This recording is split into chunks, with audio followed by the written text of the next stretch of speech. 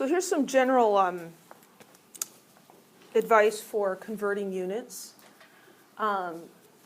Always make sure when you're solving a problem that the final units are correct.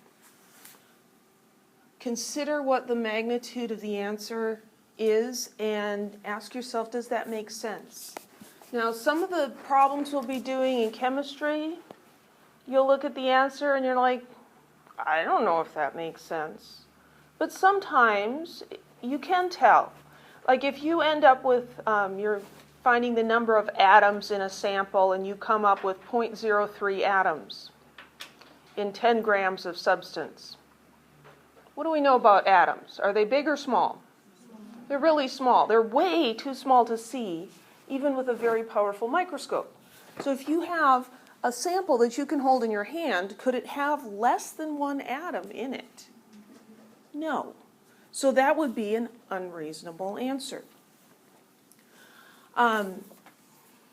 Another thing to remember is that conversion factors can be inverted. That means you can flip them upside down because they're always equal to 1. What's on the top of the fraction line is equal to what's on the bottom. So if you flip it upside down, it is still true. And so that's very helpful. So when we're converting between units, it's helpful to come up with a map. A solution map is what your book calls it. It's a visual outline, shows you the route. So kind of like a road map. I'm a real visual person, and people tell me, give me directions to their house. You know, turn right at the gas station and go down 3 blocks, and then turn left and go around the corner. I'm like, that doesn't help me. Just show me a map. If I can see the map, I love Google Maps because I can see it. Once I see it, then it's in my head, and as I'm driving, I'm good. But I can't remember right, left, 3 blocks, that kind of stuff. So we're going to practice making maps for our unit conversions, because the problem is that just like driving to a strange place, students get lost in their conversions. So in the unit conversion process, the solution map is going to focus on what we're starting with and what we're going to end up with. We're focusing on the units. That's why it's called dimensional analysis or unit analysis.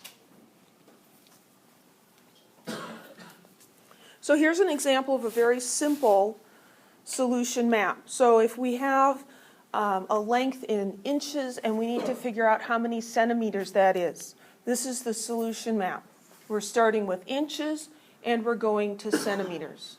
We can do this in one step because we have a relationship between inches and centimeters.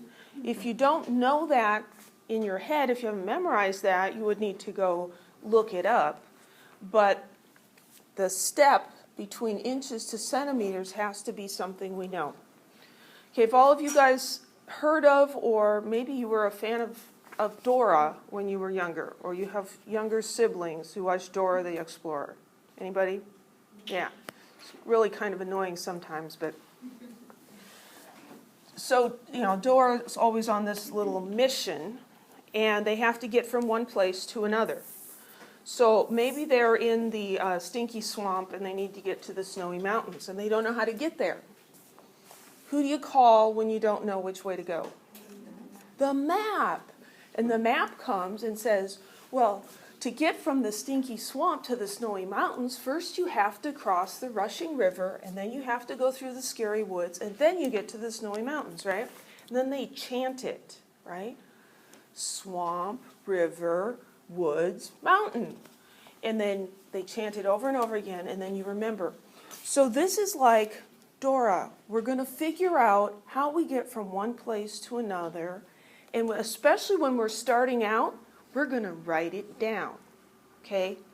When we're first starting, and we're going to practice in lab this week, I have a worksheet for you. We're going to write it down. After you get good at it, you won't have to write it down. But in the beginning, you need to write it down. So that would be inches to centimeters. To convert from centimeters to inches is just the reverse, isn't it? You're starting with centimeters, you're going to inches, and here the unit factor is just going to be the upside down of this one. Any questions yet? So here's our general problem-solving strategy. Identify the starting point, the given information. You go to a mall and you're trying to find the gap and you're lost. And so you go look at one of those kiosks with a map on it, right? And there's always this little red box that says, you are here. Because to get from where you are to the gap, you need to know where you're starting, right? You do Google Maps on your phone. It wants to know where you're starting from. So we always have to identify what unit are we starting with. And then we're going to figure out where am I trying to go. Because if you don't know where you're going, it's really hard to get there. So we're going to find the end point, the unit that the problem's asking us to find. And then we're going to figure out how to get from one place to another. Now, unfortunately, we can't say map and have someone come and just tell us how to get there. We have to be the map. We have to figure it out.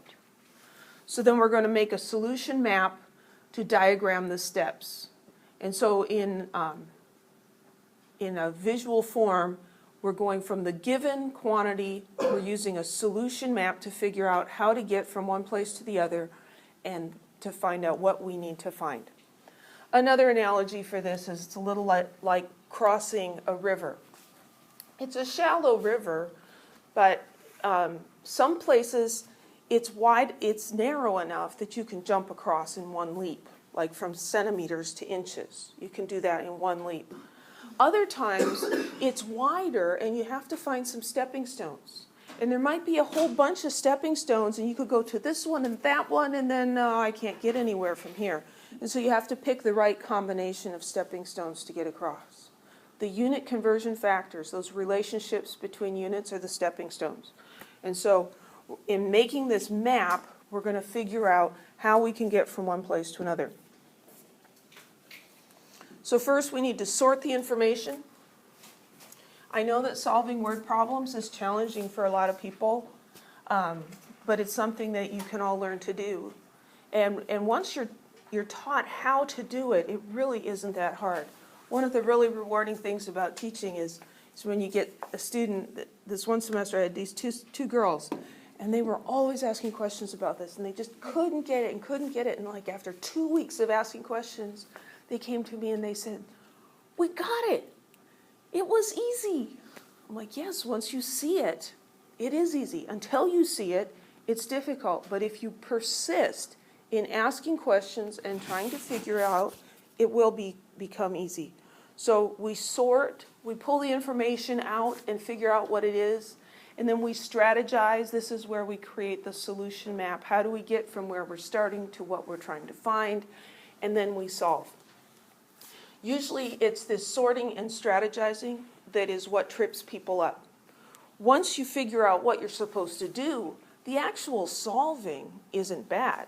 This is punching numbers into your calculator for the most part. And then at the end, always check your work.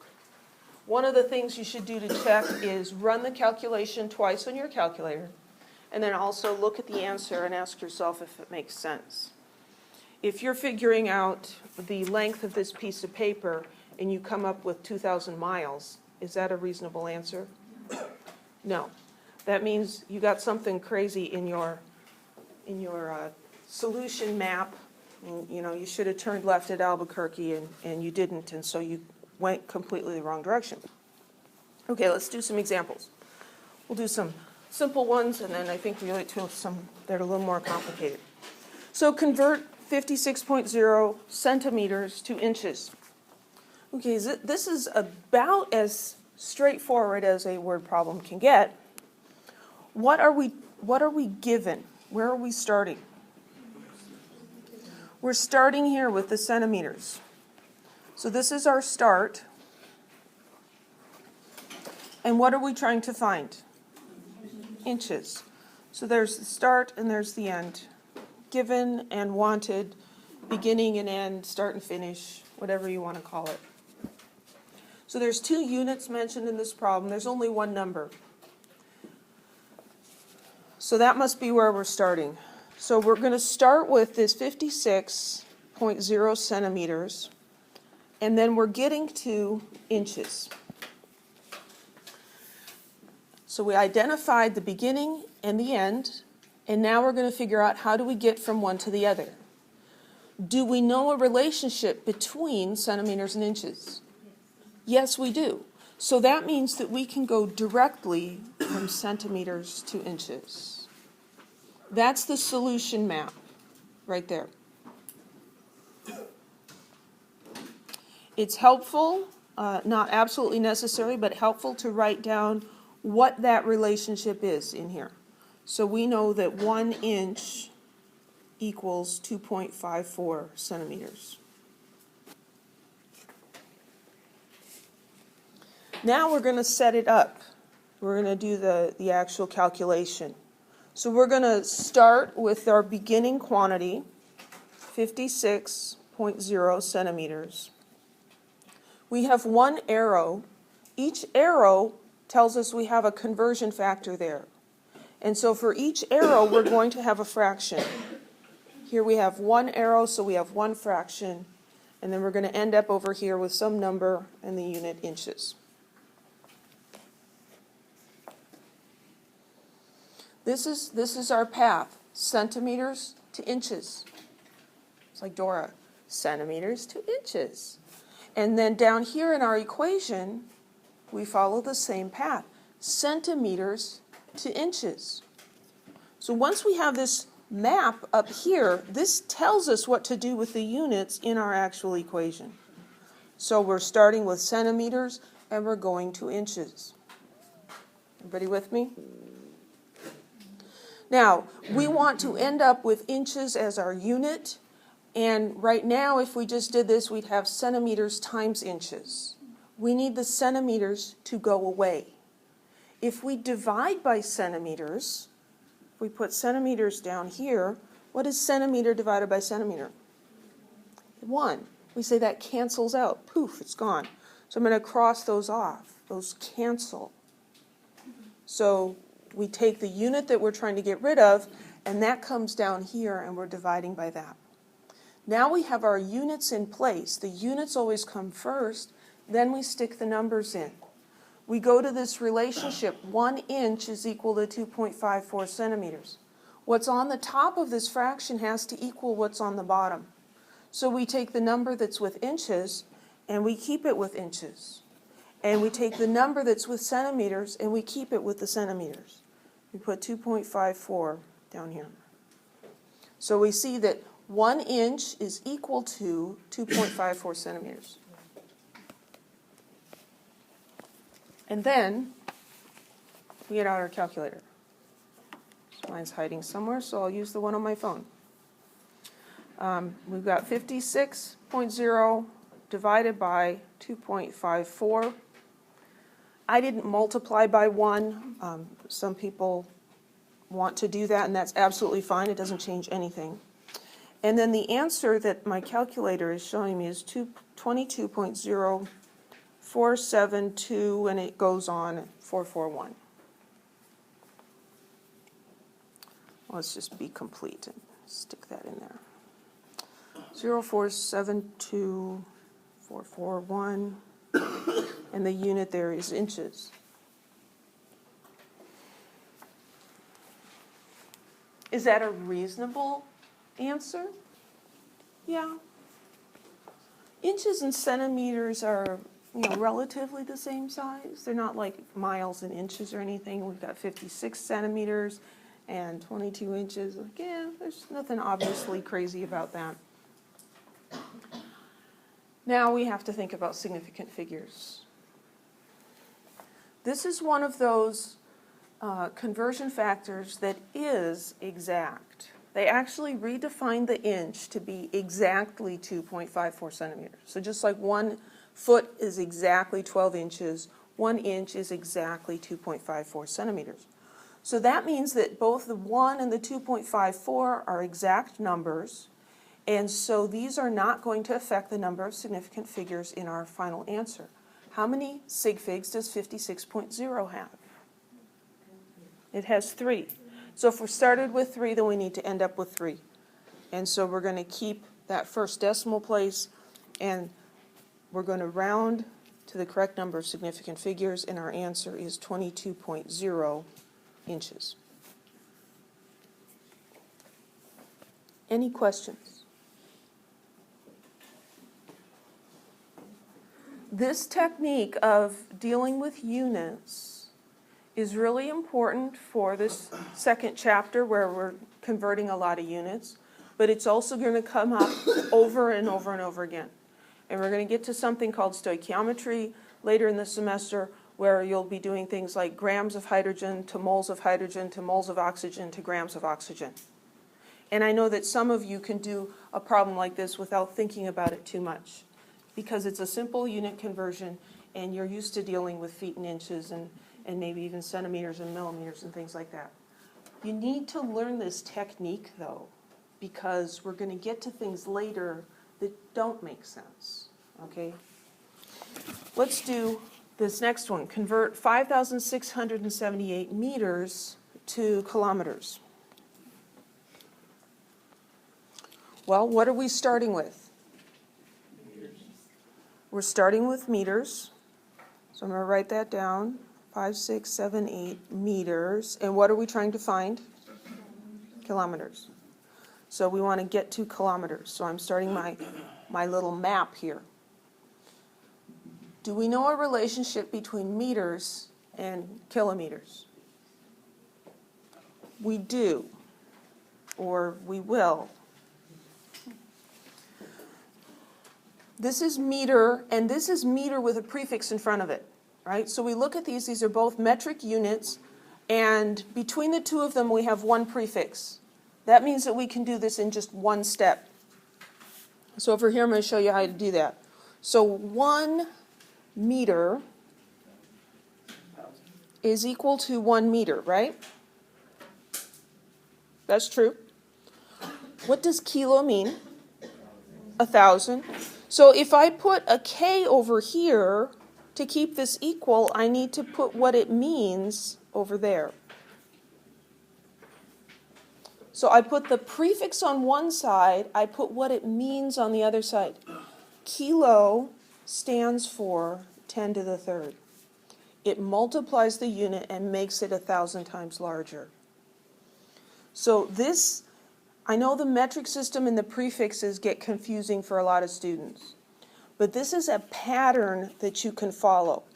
I am all for understanding stuff, but there are occasions where it's helpful to learn a pattern that works every time and just go with that. And that's what this does. So this is the relationship between meters and kilometers. This is not the only way to express that, but it's the way that makes sense to most students and it's consistent, and so that's what I'm going to be doing in class. So there's our path, meters to kilometers. So now we can write our equation. How many arrows do we have? 1. So how many fractions will we have? 1. So I'm going to write a fraction here, and then the equal sign. And so here's our path, meters to kilometers. So down here I write meters and kilometers. The path tells me what to do. I want to get rid of this unit, so I put it in the denominator in the fraction so that it cancels out. Now we have our units in, we put the numbers in. The units tell us where to put the numbers.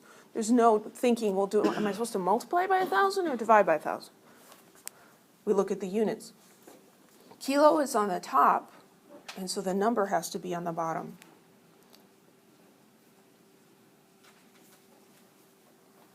And so this would be a 1 on the top. So I've got this side in the denominator and this side in the numerator. The top is equal to the bottom, really important. Now, we haven't talked yet about how you enter a number that's expressed in scientific notation into your calculator.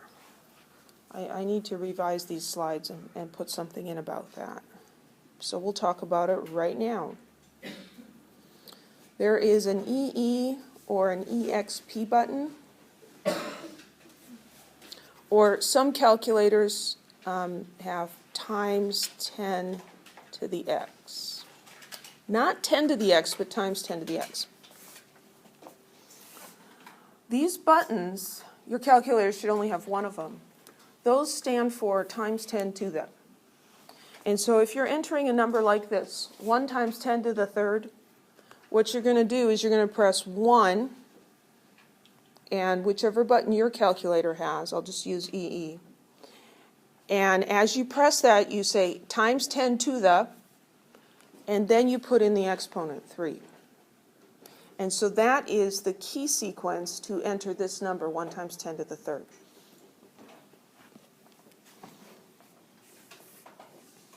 So to do this on the calculator, you'd press 5, 6, 7, 8, times 1, if you like, divided by 1EE3.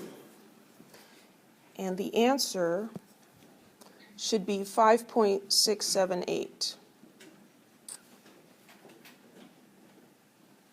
And the unit would be kilometers.